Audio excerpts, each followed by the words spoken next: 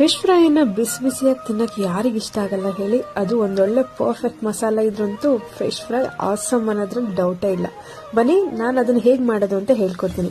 ಫಸ್ಟಿಗೆ ಮಿಕ್ಸಿ ಜಾರ್ಗೆ ಈರುಳ್ಳಿ ಹಾಕೊಂಡು ಹುಣಸೆಹಣ್ಣು ಹಾಕೊಂಡು ಸ್ವಲ್ಪ ಜಾಸ್ತಿ ಖಾರದ ಪುಡಿ ಹಾಕೊಳ್ಳಿ. ಯಾಕಂದ್ರೆ ಈರುಳ್ಳಿ ಹಾಕಿರೋದ್ರಿಂದ ಖಾರದ ಪುಡಿ ಜಾಸ್ತಿ ತಗೊಳುತ್ತೆ.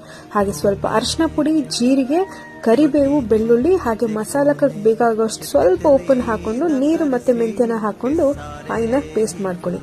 ನೆಕ್ಸ್ಟ್ ಏನಿದ್ರು ನೋಡಿ, ಇಲ್ಲಿ ನಾನು ಮೀನನ್ನ ಕಟ್ಸ್ ಮಾಡ್ಕೊಂಡು ಕ್ಲೀನ್ ಮಾಡ್ಕೊಂಡು ಇಟ್ಕೊಂಡಿದ್ದೀನಿ. ಅದಕ್ಕೆ ಸ್ವಲ್ಪ ಉಪ್ಪು ಹಾಕಿ ಚೆನ್ನಾಗಿ ಮಸಾಜ್ ಮಾಡಿ ಒಂದು 10 ನಿಮಿಷ ಬಿಡಿ. 10 ನಿಮಿಷ ಬಿಟ್ಟಾದ್ಮೇಲೆ ಈ ರುಬ್ಬಿಟ್ಕೊಂಡಿರೋ ಮಸಾಲೆನ ಹಾಕಿ ಚೆನ್ನಾಗಿ ಮಸಾಜ್ ಮಾಡಿ ಒಂದು 20 ಮಿನಿಟ್ಸ್ ರೆಸ್ಟ್ ಮಾಡಕ್ ಬಿಡಿ.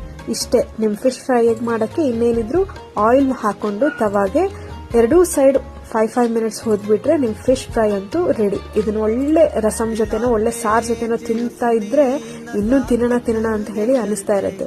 ನಾನಂತೂ ಮಾಡಿ ನೋಡಿದೆ, ಸಖತ್ತಾಗಿತ್ತು ಅಂತ ಹೇಳಿ ಅನ್ನಿಸ್ತು. ನೀವು ಮನೇಲಿ ಮಾಡಿ ನೋಡಿ ಹೇಗಾಗಿದೆ ಅಂತ ಹೇಳಿ.